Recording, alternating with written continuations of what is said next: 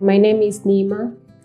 I'm a mother of two girls. I'm happy to be a part of Women of Hope project in Rotherham, which has given me the opportunity to talk to one of the inspiring women in England, Agnes Harding. I would like to thank Rotherham Borough Council and WAR, Women of the World, for the support to make this project a success for us and this amazing opportunity. Hi, Agnes. Nice to see you. Nice to see you too, Neema. My name is Neema. I'm a mother of two, living in Rotherham. I've been here for almost 6 years now. I've got two beautiful girls, aged 10 and 2 years old. So quite busy mum. Yeah, yeah. I really like your journey. Like I've been reading about you and I've been seeing like you've come here at a very young age and you've done amazing stuff. I'm a big fan of you because I've been reading about you about a first black girl being an astronaut. That is amazing. It's major. Wow. Quite beautiful. Yeah. Changed a little bit in the last few months, actually. So I just want a little bit to know about your life and the journey of you being an astronaut, if you don't mind. Yeah. Yeah. Well, wow, that is a very big question. I'm not even sure where to start. I think probably it's important to start to say that my ambitions to be an astronaut have changed recently. So growing up, pretty much my whole life, I wanted to be an astronaut because, there isn't any Black British female astronauts, and I wanted to be the first. But unfortunately, due to a whole range of like personal and health issues, I don't know if that will be possible anymore. So it's just broken my heart that I don't think I'll be able to achieve that dream. But I'm still working on a bunch of the other stuff that I've been doing so far. And I'm actually thinking of going into banking, which is another white male dominated world. Um, and yeah, I'm excited about that. But in terms of sort of my journey and everything, I think it's been a very rocky road in terms of sort of my getting to uni, my immigration stuff.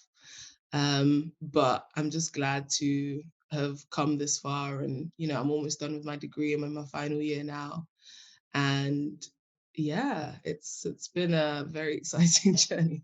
No, that's quite interesting. Quite interesting. I think we've got a bit similar, mutual things because as I grew up, I wanted to be a very different something. I wanted to do aviation. That was my ambition. But as I grew up, I changed my mind. I went to business admin. So I studied that. Then at the moment, I completely changed career and I go to healthcare. Fair So enough.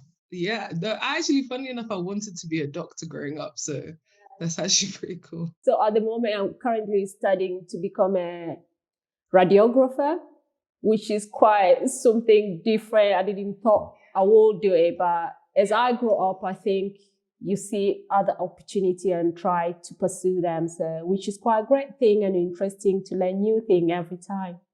Yeah. Yeah. So, let's see about this campaign you're doing, like about Let Us Learn campaign. How did it go? How did it start? How did it start? Good question. Well, so yeah, it was started in 2014 by a few students who realized that they couldn't get a student loan in order to go to university. So they'd gotten a place at some really prestigious universities like LSE, for example, and they realized that they weren't eligible for student finance. So it'd be really difficult to obviously fund the degree. So they started this campaign. They called it Let Us Learn for obvious reasons. And it was to basically just to, yeah, make it campaign for equal access to higher education. That was sort of the motto. But last year, we changed the name to We Belong because we're now a standalone charity. And we also expanded our remit. So we realized that, yes, there's a problem with young migrants getting access to a student loan because, they've grown up here, but for some reason or another, their immigration status hasn't been sorted, and it means they can't get access to student finance right now. But we thought, okay, we've opened a lot of scholarships right now to help people in that situation, but maybe it's time to figure out, the stage before this and how we can help prevent that. So now we've moved on to talking about and trying to change the route to settlement. So we're trying to get shorter and more affordable route to settlement. And it's been a long journey already. It's only been about a year or so. But it's been a beautiful journey, and I really think that we could be getting somewhere with this. And it's going to change, and it already has changed so many people's lives, including mine. But yeah, I joined in 2016 after finding out I couldn't get student finance. And that's when I got involved with WOW for the first time. And now here I am at uni. I understand what you've went through, because I've seen a lot of people have been granted leave to remain, especially like 2.5 years. Then they won't be eligible for student finance until they've been legally in the country for 3 years, even if they've been here for such a long time. Is quite frustrating. Like, to be waiting for such a long time just to go in something which you love to learn. I'm sure that was quite frustrating, but here you go, you're doing amazing. Should be proud of yourself. Sometimes I just think, oh gosh, it's a lot of effort, but yeah, it's worth it in the end. And I love what I do. So another thing I want to know, like, about your experience as a Black person in your time of work and your community you work. How do any challenges you face on your community where you work? Yeah.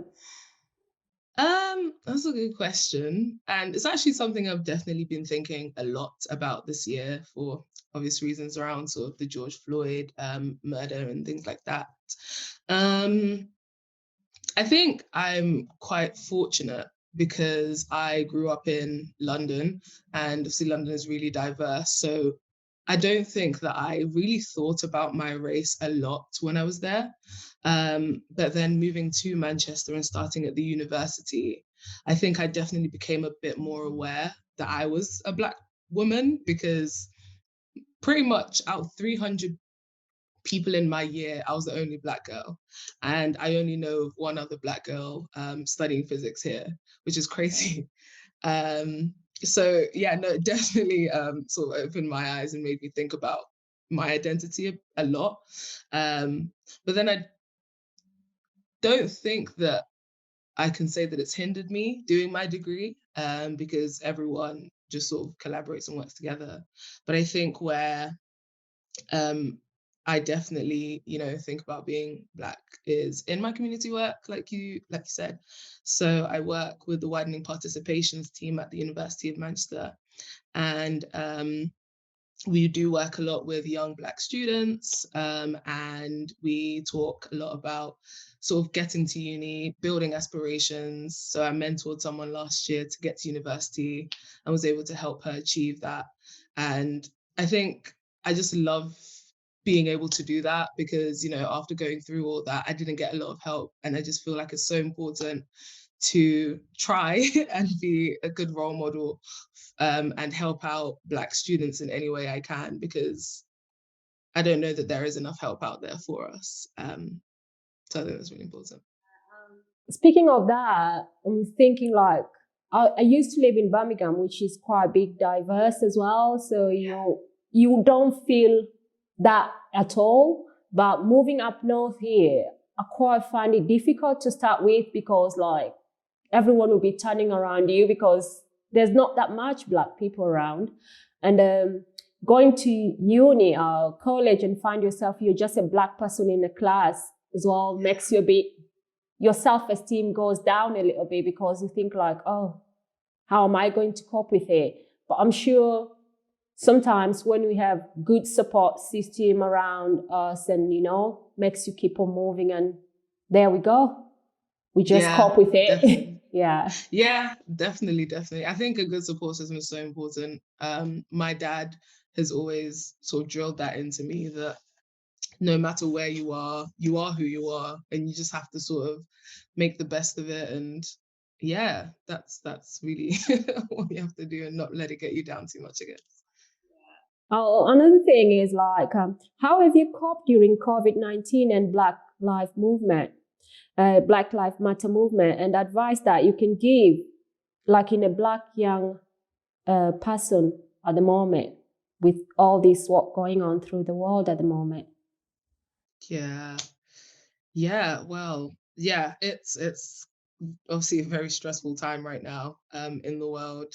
There's a lot going on, especially, being a Black person right now. Um, I think for me, so I went home during lockdown, and I think that was really good for me because, being away at uni, you don't get to be in touch with your family as much as you might like. But I think having that support at that time was integral, because there's just so much going on. You turn on the news, go onto social media, and that's all you can hear, or that's all you see. And so, yeah, a good support system, like we've already mentioned, really, I think is something I definitely say to a young Black person. Um, and something that I've been doing a lot of as well since May, June, is like my own research on Black history. So I've read a few books right now. I've been watching videos and podcasts and things like that, just to educate myself on my own history, which I don't think I know as much as I should, which is a shame. Um, and for example, on Instagram, my friend has a page called Never Taught in School. And it's just such an amazing page, because she talks about a lot of the Black history that we don't know, from continental Africa to, US and the UK as well. And yeah, so I think that would be my second thing, to kind of just get out there and educate yourself on Black history, because it's just a phenomenal treasure trove of knowledge, and I don't think that we know nearly enough about it, even as Black people. Um, so yeah, I suppose to answer the question all at once, my advice would be, so have a good support system, take care of your mental health, because it can be very easy to neglect that. And yeah, try and educate yourself as much as you can, without, bombarding yourself as well with too much. Oh, that's great. What do you think is the role of activists? That's a Well, big that's a good question. question. Oh, wow. Now I have to really think. Hmm. What is the role of activists? Um, wow. Okay. I think that as an activist, as I suppose I am, it's important to, I think, three things: empowerment, knowledge, and what's the third thing? Well, empowerment and knowledge, definitely. So what I mean by that is, I think that, through my work with We Belong, I've definitely learned that spreading awareness of an issue is of vital importance, because we realized that a lot of people didn't actually know that groups like us existed. Um, and through that, people have been able to, go away and do their own research and then make their own changes, which in and of itself is a win for the campaign, just to, get the knowledge out there and get people to appreciate and understand what people like us go through. And then also empowerment, because when you're an activist, you have to empower the people affected by the situation. And I suppose, again, in my experience with We Belong, it's empowering the young people to be able to tell their own stories, and to really take charge and feel like they can make the change that they are working towards. And I think that's why activism is so important, because you really do change people's lives in such a significant way, no matter what it is that you're campaigning for. And I just feel like it's such an important thing. And yeah, we need to continue. And I feel like activism as well, can come in so many different forms. So you don't have to be out there with, a placard at the protests and stuff. You could just, be online and posting things. And I think that's the beauty of the world we live in now. You can be an activist from your own home and really, again, still be changing lives. Yeah, I think it's amazing thing just to speak out, and just knowing that by you speaking out, you're just doing a lot of impact around the community, which is very strong system. I think like just doing that is a very good thing, doing that. So kudos to you. I want to know as well, what inspires you to speak out about issues relating to Black people? Oh, again, good question. I think for me, my biggest inspirations are my family, and kind of just my values. So before I joined We Belong in 2016, I never really spoke on things like this because I didn't think of myself as a very political person, whatever that means. And I didn't really think that I had the capacity to be able to speak on issues like that, even though obviously they do affect me day to day. But I think what really, empowered me to talk on these issues and really feel like I had the right to and ability to was going back to it, my support system, just encouraging me that, this needs to be done and why can't I be the person to do it? And I've definitely internalized that. And I feel like it's kind of a responsibility for me to do so if I have the platforms or if I have the opportunity to, speak on issues affecting Black people. And again, obviously, it's very personal to me. And I like to be a person to sort of carve my own path. So, if there's something in my way, I'd like to think that I can try and find some sort of solution to it. And that kind of, drives me because I know that it will affect me in my day to day and it needs to be fixed. So kind of for a selfish reason as well, but I know that it will be for the greater good. So I think that is a very courageous thing to do, especially for you as a Black young girl, just being able to impact community like in such a massive way. I don't think you understand that you're doing such a big thing, really, and it's going to be there. It's going to be history. You'll have little ones just been looking forward, to do greater things like what you've done, which is quite a good thing. You have done PhD. What did you start when you were doing PhD? I actually haven't done a PhD. I'd like to, definitely. But I'm studying my undergraduate master's right now for physics. And I'm in my last year, like I said, and it's already very difficult. We're only in week 2. And there's just so much work to do, but I'm definitely enjoying it. And it's definitely challenging me. Yeah. Oh, that's quite amazing. There's anything you want to tell, like a Black girl out there who's just been new in this country, trying to cope with everything going on, just a word of encouragement and anything? Yeah. Wow. There's a lot to say. I think quoting someone like a mentor to me, I was talking to her one day and I was basically just very frustrated that day. Just thinking that things weren't happening as I wanted them to. And I was kind of nervous as well in the space that I want to go into, like I said, banking. And she said to me, you don't need to have someone there for you to be able to get there. So why can't you be the trailblazer in your story?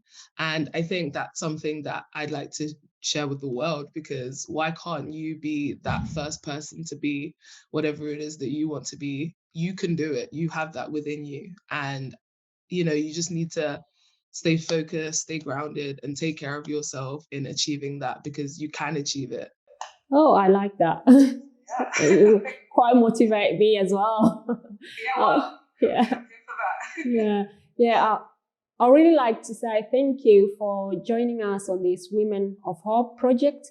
Thank you for accepting for me to ask you some few questions, you've been really quite open, and I've just learned few things from you, and I hope other Black ladies out there as well, they'll be learning something from you. Thank you so much for having me.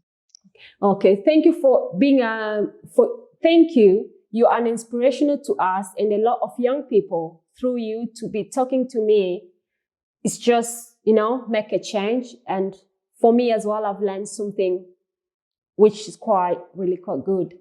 And I think I'll go out there as well. I've been telling people like, oh, I've spoke to someone, I've talked to this astronaut girl who inspired me a lot, which is quite a good thing. It's just been a pleasure to have you. Thank you. Thank you very much. I really appreciate it. And I hope you have a great week. Thank you, you too.